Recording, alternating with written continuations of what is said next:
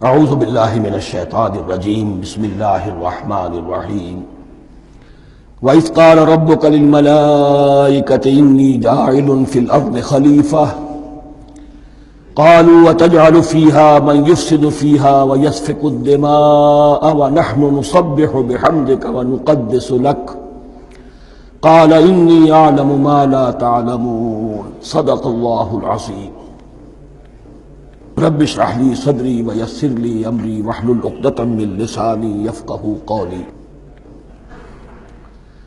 جیسا کہ میں نے عرض کیا تھا، سورہ بقرہ کے پہلے 4 رکوع نہایت اہم ہیں، نہایت جامع ہیں۔ پہلے 2 رکوعوں میں 3 قسم کے انسانوں کی وضاحت کی گئی، 3 قسم کے کردار کے نقشے کھینچ لیے گئے۔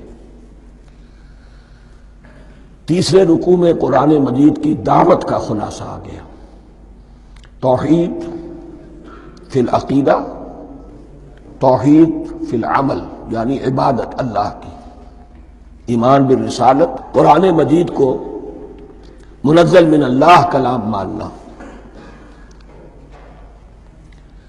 اس میں اگر شک ہے تو جو بھی چیلنج تھا، اگر واقعتاً تمہیں شک ہے، حقیقت میں شک نہیں ہے، لیکن جیسا کہ تم کہہ رہے ہو کہ تمہیں شک ہے تو کوشش کرو اس کے مقابلے کی ایک صورت بنانا ہو۔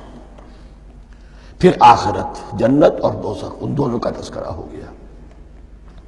پھر ایک خاص مسئلہ جو قرآن مجید کے اسلوب پر اعتراض کی شکل میں آیا کہ اس میں مچھر جیسی حقیر شے کا بھی تذکرہ ہے، اس کی حکمت بیان کر دی گئی کہ تشبیہ اور تمثیل میں ظاہر بات ہے کہ ممثل لہو اور ممثل بہی میں مناسبت چاہیے۔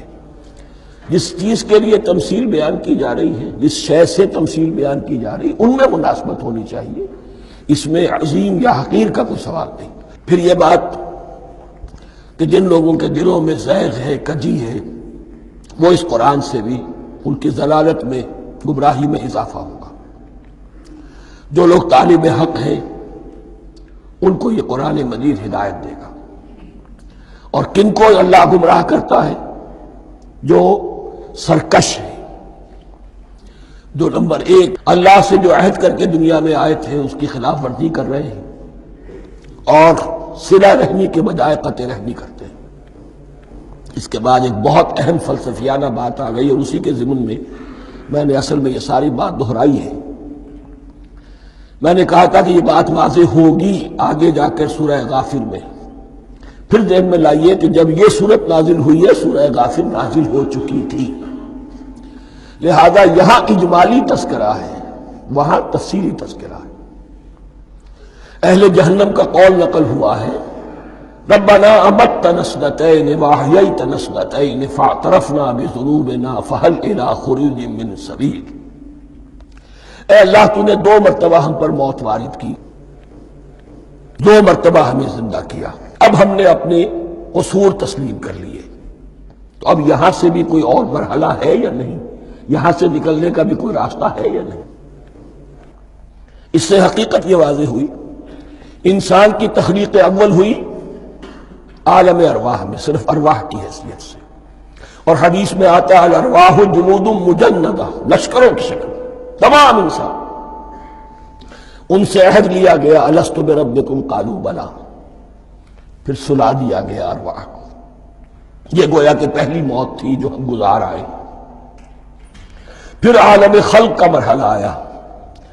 عالم خلق میں یہ تناسل کے ذریعے سے رحم مادر میں جب ایک جنین تیار ہوتا ہے تو ایک حدیث ہے حضرت عبداللہ ابن مسعود سے، 4 مہینے کا جب جنین ہو جاتا ہے تو اس کے بعد وہ روح لا کر اس میں پھونک دی جاتی ہے۔ یہ گویا کہ احیاء اولا ہو گیا، پہلی مرتبہ کا زندہ کیا جانا، پہلی موت کی نیند سے جگا دیا گیا۔ اے تازہ واردان بساط ہوائے گل، اب ہم اس دنیا میں اس جسد کے ساتھ زندہ ہوئے، اب پھر موت آئے گی، جسد یہی چلا جائے گا جہاں سے آیا تھا، روح جہاں سے آئی تھی وہاں واپس جائے گی۔ ثم یمیتکم ثم یحییکم ثم الیہ ترجعون، پھر تمہیں اللہ کی طرف لوٹا دیا جائے گا۔ یہ ہے بہت گہرا نقطہ فلسفہ دین کا۔ اس کے بعد مضمون شروع ہو رہا ہے خلافت کا، جس کا اجمالی جو ہے تذکرہ تیسرے رکوع کی آخری آیت میں آ گیا، هو الذی خلق لکم ما فی الارض جمیعا، زمین میں جو کچھ ہے اے انسانوں تمہارے لیے پیدا کیا گیا۔ اسی کے ساتھ جڑتا ہوا مضمون اب خلافت کا آ رہا ہے۔ وَإِذْ قَالَ رَبُّكَ لِلْمَلَائِكَةِ إِنِّي جَاعِلٌ فِي الْأَرْضِ خَلِيفَةً، اور یاد کرو جب کہ کہا تھا تمہارے رب نے فرشتوں سے، میں بنانے والا ہوں زمین میں ایک خلیفہ۔ اب خلیفہ کی حقیقت کو سمجھیے، خلیفہ کسے کہتے ہیں؟ نائب۔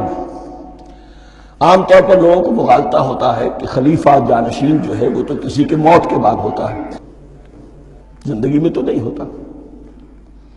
لیکن یہاں اصل میں ہمارے لیے بہت آسان ہے، انسان کی جو اصل حقیقت ہے اس دنیا میں اس کو سمجھنے کے لیے یوں سمجھیے کہ ہم آج سے 50 سال پہلے انگریز کے غلام تھے، ہمارا بادشاہ یا ملکہ انگلستان میں تھا یا تھی، دہلی میں وائس رائے ہوتا تھا۔ وائس رائے کا کام کیا ہے؟ جو حکم آیا ہے his master his majesty's government کا یا ہر میجسٹیز گورنمنٹ کا جو حکم آیا ہے بلا چون و چرا بغیر کسی تغیر اور تبدل کے نافذ کرے۔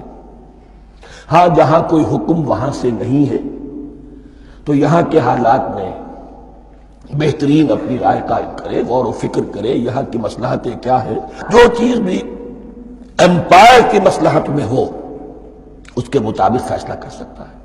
بین ہی یہی رشتہ ہے، اللہ ہے لیکن اللہ نے اپنے آپ کو غیب کے پردے میں چھپا لیا ہے۔ زمین پر انسان ہے، اب انسان کا کام یہ ہے جو ہدایت آ رہی ہے اللہ کی طرف سے اس پر تو بے چون و چرا عمل کرے۔ جہاں کوئی ایکسپریس ہدایت نہیں ہے، کوئی واضح ہدایت نہیں ہے، وہاں اپنے بیسٹ ججمنٹ کو ایکسرسائز کرے، اسی کا نام اجتہاد ہے۔ غور و فکر کرے، سوچے، اور جو بات روح دین کے زیادہ سے زیادہ مطابقت رکھنے والی ہو اس کو اختیار کرے۔ بین ہی یہی رشتہ ہے در حقیقت، رشتہ خلافت کہ جو اللہ اور انسان کے مابین ہے۔ اب یہ جو دی گئی ہے یہ حیثیت تمام انسانوں کو دی گئی ہے، پوٹینشلی ہر انسان اللہ کا خلیفہ ہے، لیکن جو اللہ کا باغی ہو جائے، جو خود حاکمیت کا مدعی ہو گیا، گویا کہ وہ باغی ہے۔ اب اگر شاہجہان بادشاہ تھا، اس کا کوئی ولی عہد تھا، اور ولی عہد جو ہے صبر نہیں کر سکتا، اپنے باپ کی زندگی ہی میں بغاوت کر دیتا ہے، حکومت حاصل کرنا چاہتا ہے، تو اب وہ کیا ہے؟ واجب القتل ہے۔ جو لوگ بھی حاکمیت کے مدعی ہو گئے، ویسے تو حقیقت واجب القتل ہے، لیکن دنیا میں مہلت دی ہے اللہ نے، یہ دار الامتحان ہے، فوراً قتل نہیں کرتا، فوراً ختم نہیں کرتا۔